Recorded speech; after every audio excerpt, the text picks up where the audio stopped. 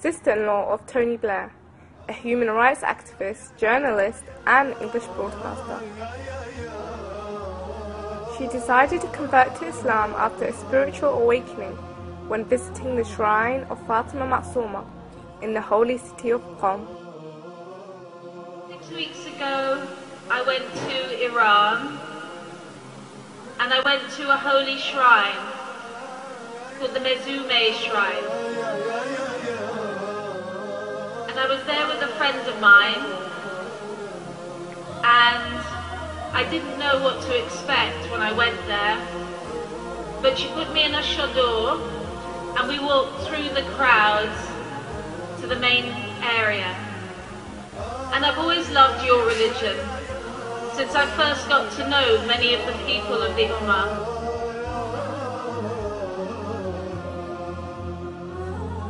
Well, in Iran, in this shrine in Qom, in a very holy city, I took hold of the bars of the shrine itself and I said, Allah, thank you for putting me on this journey. And if you can spare some time to look at Palestine and ease their pain, that would be great. And then I sat down on the floor of the shrine and I felt an overwhelming sense of peace. It's like a feeling I've never ever had before. I couldn't move for a very, very long time. I was so overcome with a feeling of absolute joy. It was like being in love, it was like being somewhere else. It was like being in myself and not myself at the same time. And that night I slept on the floor of the Mezume shrine, with the women and the children having their food on the floor. And when I woke up in the morning, I knew that my life would never be the same again. So what I wanted to share with you today is that my name is Lauren Booth and I am a Muslim.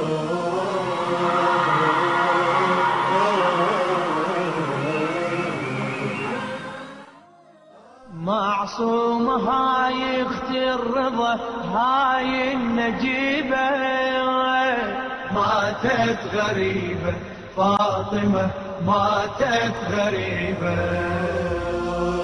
When I was on the floor of the shrine having this feeling, a sister came over to me. She was maybe 22 years old. And I was sitting there and all you could see is my face. And she came and said, "Are you at peace?" And I thought, what a strange question. What else is there but this feeling of peace? Because I know now what you feel when you pray. And I know now that your religion is one of great joy and compassion and peace and love for each other. And thank you so much, Allah, for sharing that moment with me.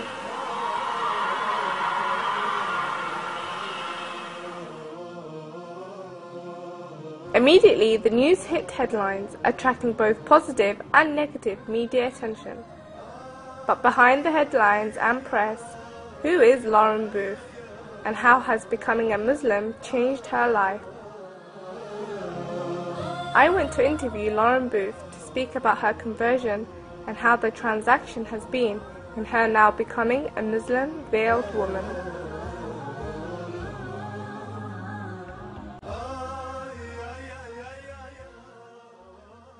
Assalamu alaikum. You've all seen her conversion story on the internet. You've all read her words in the press. We all know her as a broadcaster and the human rights activist for Palestine. Now, let's meet Lauren Booth. Assalamu alaikum. And to start off with, we all heard your conversion story when you converted to Islam, and we saw your live, announcement at the GPU event, and we read the headlines and everything. But a lot of people, what they wanted to know is your, how you felt when you became a Muslim, and also your opinions on how the media represents Muslim females within the media. So I wanted to touch upon these issues in today's interview. So to start off with, what was your idea of Muslim women before you converted to Islam? I mean, did you believe the media, or what was your perspective of Muslim females? Well, first of all, welcome to my home, and it's lovely to meet you and to be able to talk about women's issues and women within Islam, because that's it's so important to the media that this message is used to really destroy the status of Islam in the world. That it's great to be able to get the chance to expand on this. What did I know about Islam until a few years ago? Well, I knew some girls in school who were from Pakistan or the Middle East who had long hair and were good at maths. And we knew that they were Muslim, and that was about it. And then, I suppose, growing up and then going into the 80s and 90s, you know, really before 9/11, there wasn't a hatred vocally or publicly of Islam in Britain and Europe, not noticeably. I think that a lot of our preconceptions are still based on propaganda from the Crusades 1,000 years ago, in that a lot of legends were built up at that time about a culture of violence, that violence was used to spread Islam. I think that's still in the back of the European brain, that fear. I think an idea, and very deep-seated, not necessarily something you'd say, but if you said Islam, you know, of women being enslaved and a very traditional culture.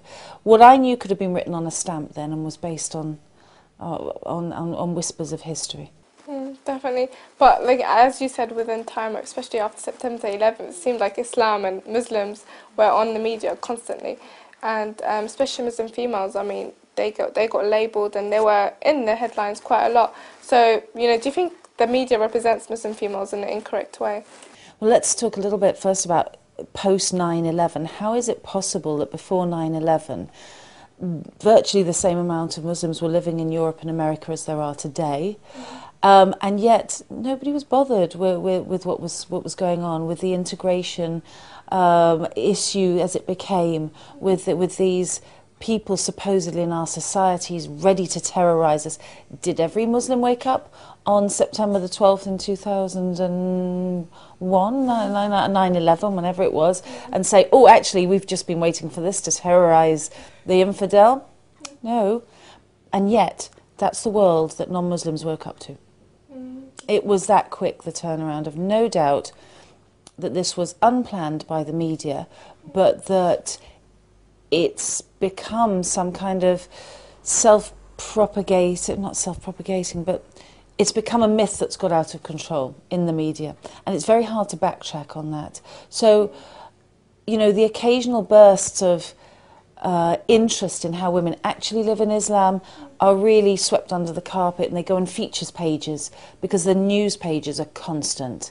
Muslim family rips off the benefits system, says the front page of the Express. Muslim man with 10 wives beats them all, says the Daily Mail. And of course the word terror. So it's very hard to escape those, and it's very hard then to go, well, Islam is a religion of peace. How does a white person with a non-Muslim background think that? How do they come to that? That's definitely true.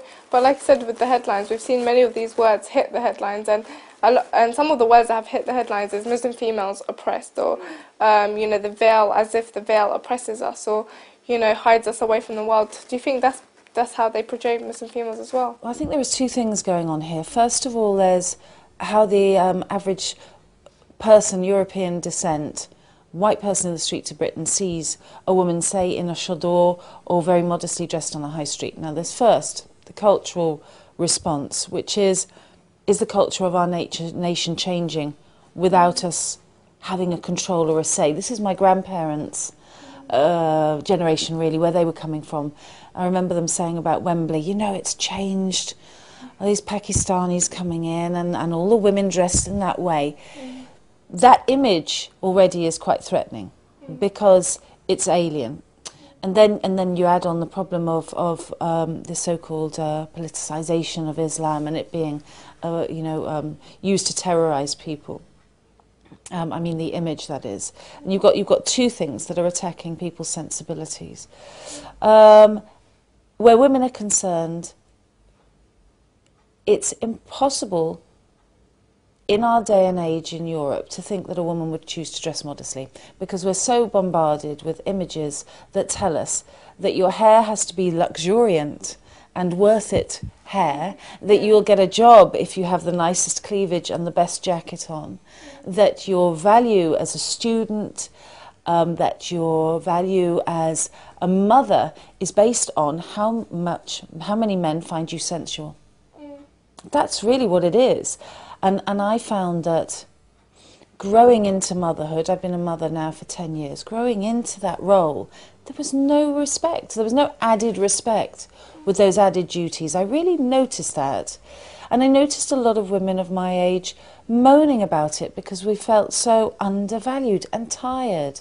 You read it, and you do read in all the newspapers. Women work harder than men. We work longer hours. We're expected to, and these are non-Muslim as well as Muslim women. But let's just talk about non-Muslim women. They do more washing up, and we're supposed to hold jobs. But on top of that, we're supposed to look like 18-year-olds who every man wants to have a relationship as well. Why the last one? And why not take away that one and put, and you're also going to be really loved by your communities and supported by your family for this great role of motherhood. And I just started to wonder, could we not, is there a way? I personally wanted to swap one for the other and couldn't see that being played out, not in anybody in my age group, certainly not in the press. And then I started to recognise that in Islam.